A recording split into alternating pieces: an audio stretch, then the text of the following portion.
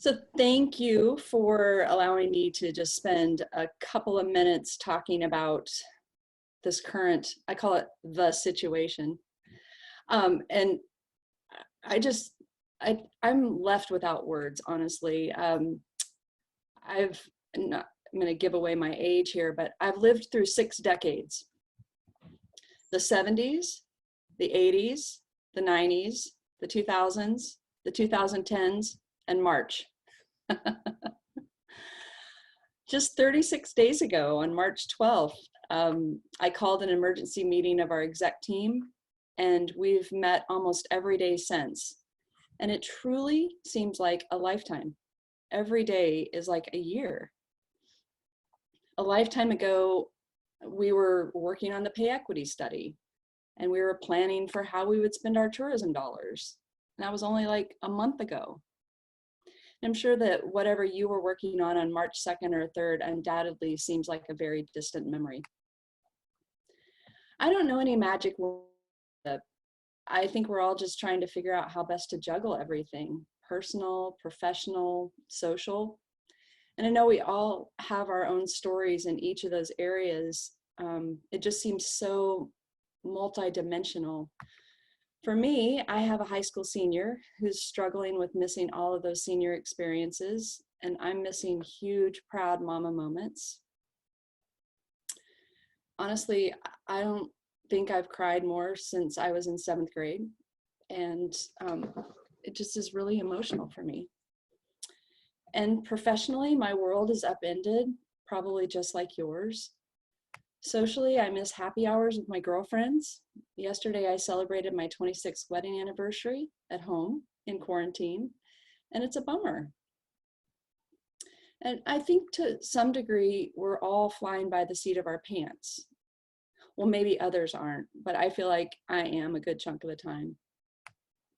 And as I reflect on these past 36 days and the months to come, I think there are 3 things I want to share with you and hope you'll take away when thinking about your leadership, not just in crisis, but maybe especially in crisis. So first, I would say show up.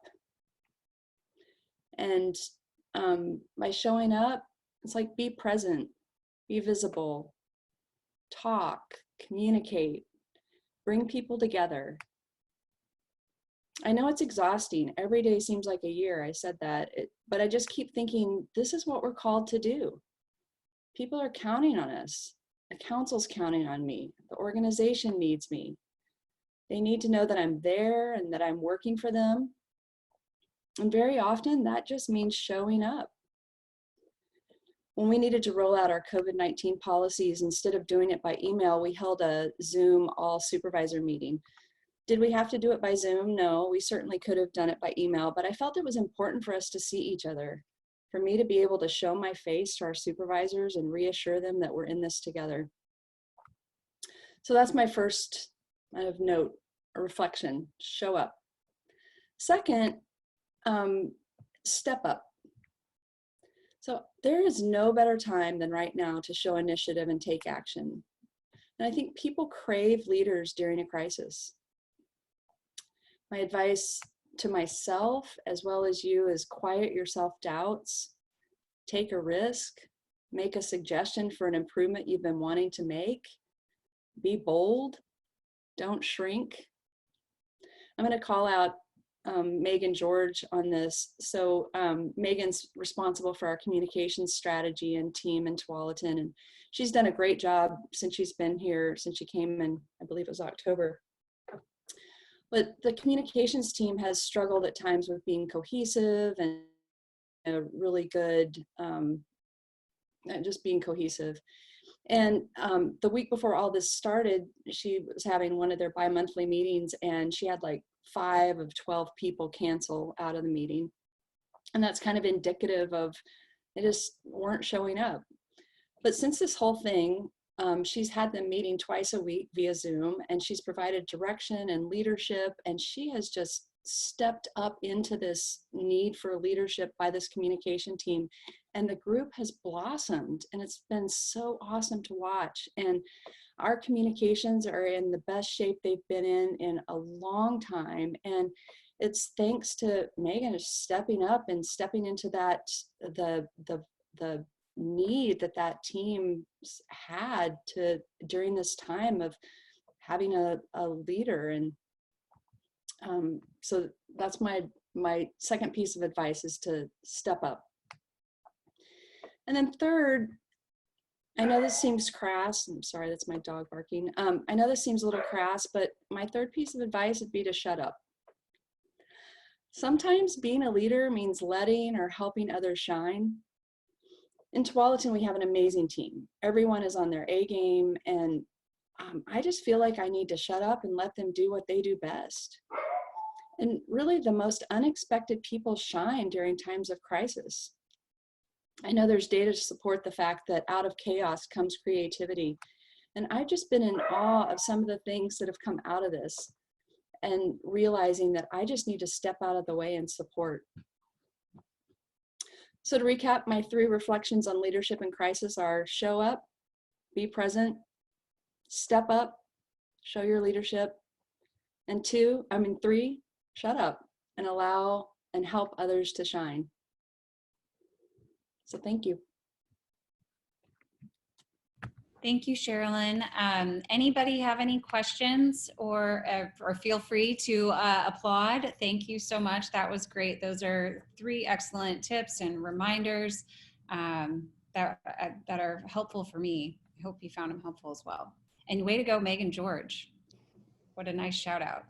All right, well, next up, if I don't see any questions on the chat, but next up we have Rachael Fuller, who's going to tell us about her experience from the new city manager perspective.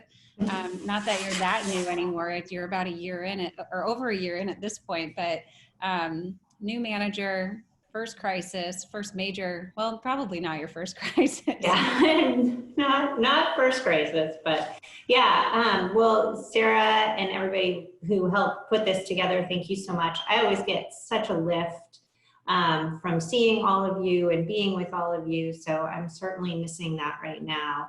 But thanks for being here today. So just a little bit about my background, because I think where, kind of where you've been and where you grew up, where you've lived, all those things really influence, I think, how you handle things and who you are. So just a little bit about my background. I grew up in Seattle. I did my bachelor's degree at Williams College in Williamstown, Massachusetts. And then I lived in Jackson Hole, Wyoming for about 13 years and commuted across the state of Wyoming, which is a big state, just like Oregon, to get my master's degree from the University of Wyoming. And then I was the assistant city manager in Gresham for about 7 years, Gresham, Oregon, and then came out here Labor Day weekend of 2018 for my first city manager position. So it's been about 18 months. And we loved having you in February here in Hood River, which, oh my gosh, February feels like 20 years ago. So I guess I wanted to start in January of 2020. We had, it was Martin Luther King weekend, and we had a really major water main break here in Hood River. And you may remember that because we did a citywide boil water notice. It was so extensive, and it happened at the literally bottom of the hill, and where nobody noticed for a really long time, that it nearly drained one of our water reservoirs. So what it did is it showed us what some of the weaknesses in our systems were. So our communication systems, our infrastructure systems, of course, our technology, and our ability to respond to crisis internally. So, so we debriefed, we learned from that. And then in February, we had another water main break. But this time a contractor hit it, and the response was, so much better. But we debriefed from that, and we learned from that. And then March hit. So I think, going through all of that, I think what we learned is that you just never know what you're preparing for. This was the last thing on on my mind, but being relatively new to an organization, those experiences, I think, really solidified our team and helped us shore up some of these structures and respond to this crisis. So I thought about kind of sharing two things. One, I have some practical reflections because I tend to approach things that way. I need that practical structure and that practical mindset to get through things. So I have my practical reflections and then a couple of personal reflections that I'll share with you. So practically, and again, this goes right back to what we learned through these water issues, was creating a structure that works with clear roles and responsibilities. So we established, like Sherilyn, instantaneously, sometimes multiple times a week, now we're to a weekly structure and check-in, clear roles and responsibility about who was responsible for technology, who was responsible for setting up the policies for people working from home, who was making sure that people had what they needed to work from home. We've really only been working on our technology plan for the last year, and so thank goodness we had started making some of those strides, but we had a ways to go. Who's responsible for the operations? As you all know, about 75% of our employees are still, out in the field working. So making sure we had people responsible for ensuring their safety. And then who's responsible for communication, internal, external, and with the city council. So speaking of the city council, that was the other practical thing that we learned and continue to do, just recognizing that our elected officials are receiving questions from the community and are playing such an important role in the crisis right now. So providing them with regular updates, keeping them informed. And also for me, picking up the phone and calling them has been really helpful in understanding what they're hearing from the community and also what they need. Keeping our front desk staff informed. They're doing just an amazing job, again, playing that role in the community, answering questions, so making sure they have the information that they need. And then, like many of you, we are a partner to public health. So we're a partner to county public health. And it's been really important. Our county is very lean. They have an incredibly low property tax rate. So just being a good partner, and that means to me privately and also publicly, supporting them in their response. So that's kind of my practical reflections. On the personal side, I think for me, we're our best selves and our worst selves during a crisis. And so that self-awareness has been really important. Understanding, you just have to know, kind of what your strengths are and what your overdone strengths are so that you can manage them, because they show up, especially now. So, so self-awareness, what your triggers are. And then recognizing this in others too. We've heard this before, but we are all in this together. So just like my best and worst self shows up, so do other people. So giving people a little grace on that. And then I really liked how Sherilyn said, step up.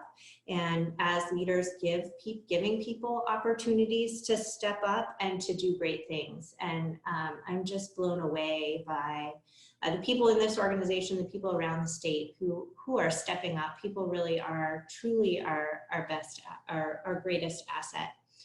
And then finally, I think I have a little meme I can show you that I thought was appropriate here.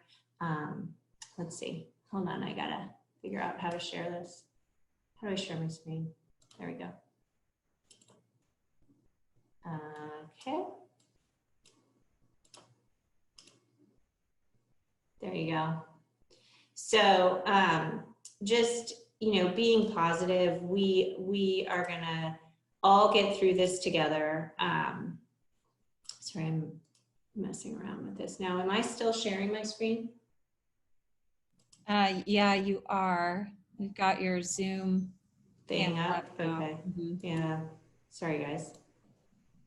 You would think after all the Zoom meetings, I'd be, can you stop sharing mine for me? Let's see. Sarah, are you able to stop it for me? Yeah, I should be able to stop it.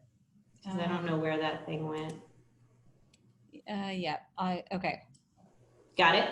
I stopped it. Yeah, you should. Thank you so much. Sorry about that. So being positive, right? We, as you all know, we are going to get through this, and we have a chance to build resilience. And I think about that both at work and at home. And I don't know if you saw this. There's a really great opinion article by Madeleine Albright. And I'm just going to leave you with her last quote. The article is "The best response to disaster is resilience." And she says, and I think this gets to Sherilyn's point about showing up and stepping up. It might do well for us to view these abnormal days as an opportunity to ask more of ourselves, to reflect on our relations with one another, and think critically about improving the social, economic, and political structures that shape our lives. And what I really love about that is that in local government, we just have such an opportunity to do that. And I'm just so privileged to be associated with all of you who are working on this response in your community, and with all of the folks that I get to work with every day. So that's what I have. Thank you all. All right. Any questions for Rachael? Maybe some nice reactions. Thank you so much for sharing I that. haven't seen those before. Yeah, they're kind of fun. All right. Well, next up, we have Liz Newton from the city of Tigard, our city councilor. We can see you and you look great. Okay. Yeah, lighting, all about the lighting. How do I get to where I can see? Oh well. It's a little awkward. So thanks for having me today. And the first thing I wanted to say to everybody is I really want to commend all of you for the work you're doing. I'm on the city council, and shout out to my staff in particular. Marty Wine's been great. It's important that us as councilors be apprised of what is going on, but I think Sherilyn hit the nail on the head. You all need to be able to take the lead and do the work, and we need to step out of the way as much as possible. We need to be responsive to you, as responsive to you as we can be. But having worked for the city, I know you are all running 200 miles an hour, and so appreciate all the work you're doing, and keep it up. So anyway, that's one thing I wanted to say. I'm going to be taking a little bit different tack here. I want to thank you for the opportunity to share my stories. As those of you that know me know, I like to talk, I like conversations, and so I like sharing stories about my experience. I feel fortunate to have had a 37-year career doing work I loved. I recently retired, and my heart breaks for people who spent 30, 35 years doing work they didn't really enjoy, and that's kind of sad to me. So I feel very fortunate. Not to say there weren't difficult days, there were, but most of the time I got up really looking forward to the work ahead. So I have lots of stories to share, but when I thought about what might be helpful to you, I recalled the seize of the day that I had on my office wall, and how taking advantage of opportunities and taking initiative over my career was what led me to doing the work I loved. So I want to encourage that. So rather than talk about what I regret over my career, I wanted to talk about what I don't regret, and also what I learned along the way. I don't regret volunteering for assignments outside my role in the organization. Early on in my career, I raised my hand a lot and signed up to be on a representative on interdepartmental committees, help other departments with interview processes, offered to develop the city's budget, anything I could do to get some experience and exposure outside of the planning work I was doing. And over time, I learned a lot. I got a lot of exposure to the rest of the organization. And I also became known as someone who was willing to learn new things. So I would encourage you to volunteer. The second thing is I don't regret taking advantage of opportunities. I had some opportunities to take different types of training, which if training was offered, I raised my hand. Two things in particular, I received facilitation training, which I found very helpful. I was given a lot of opportunities to facilitate many community meetings where there was discussions about really difficult issues, gave people the opportunity to be heard and to express their opinion and also be part of developing solutions to really complex community problems. The other thing, the other training I got that was helpful was training in negotiations, and that was fascinating. I really enjoyed that. Some of the things I did as a result of that was negotiated a good neighbor agreement with a halfway house and a neighborhood so that they could, the neighborhood could accommodate and be comfortable with the halfway house going into their neighborhood. The second example was an agreement I negotiated with a neighborhood and a large development that was going in and some ways to minimize the impact on that development. And I even was used to help negotiate a water purchase price agreement with the city of Lake Oswego, and that was fascinating as well. So again, if opportunities to present themselves for you to learn new things, I suggest you do that. The last thing I don't regret is taking stretch assignments. As a manager and supervisor, often that meant taking on a new program area or a temporary assignment to another department. It's a little challenging at times, a little daunting, but worth it. I took on some areas I knew very little about, temporary assignments, supervising IT, and Marty will know how funny that is because I'm not very good at IT. I supervised utility billing and served as co-director of the library.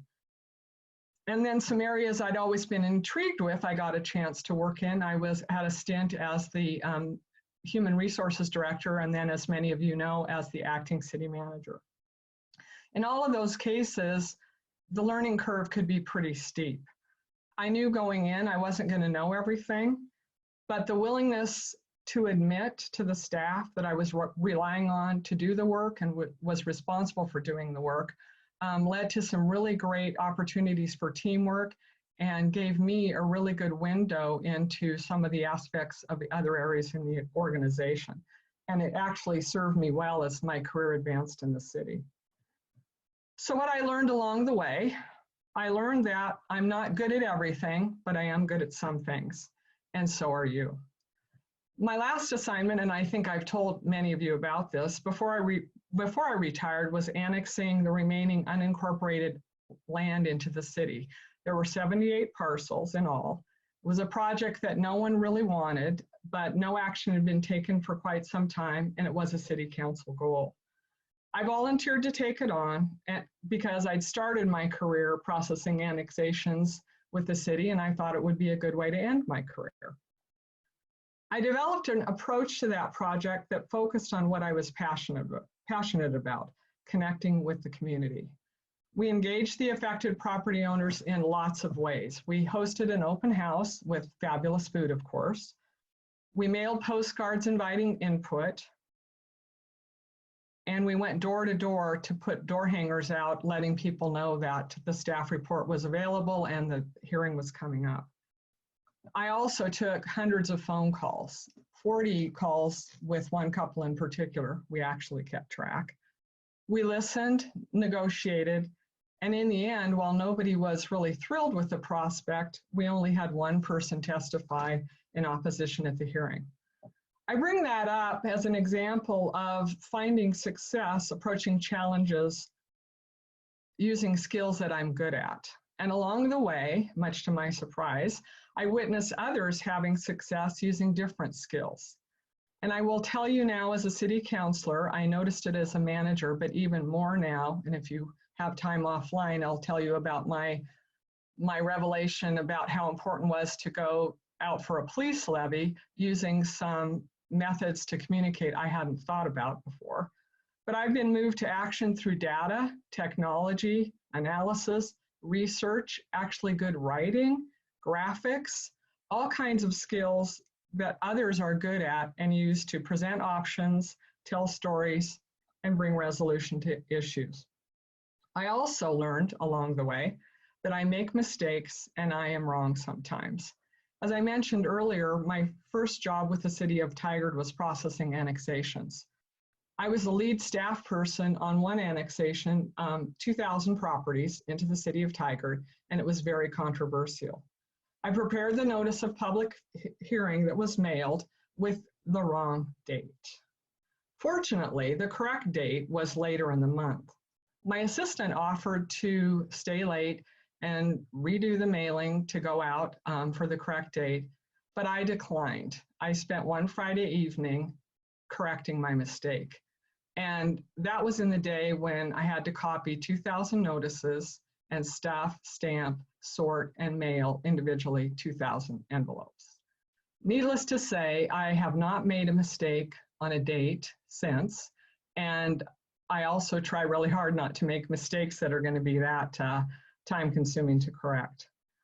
I point that out because I don't want to make mistakes, I don't want to be wrong, and no one does.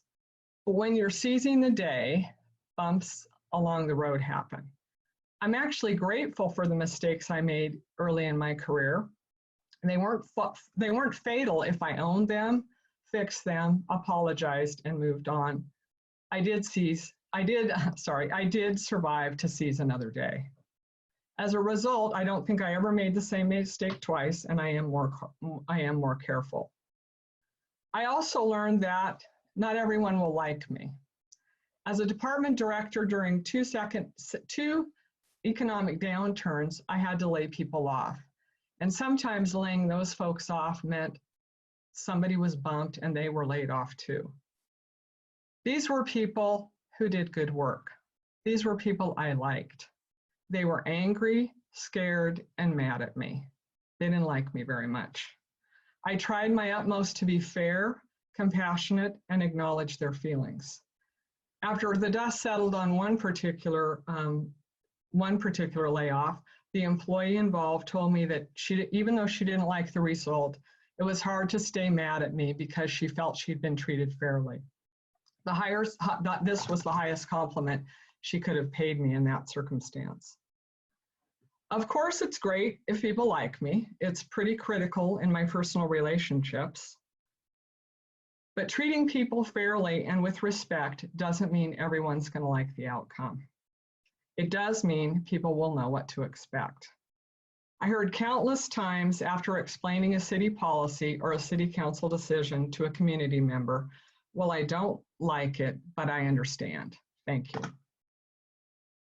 Perfection is defined as the condition, state, or quality of being free or as free as possible from all flaws and defects. That's not me.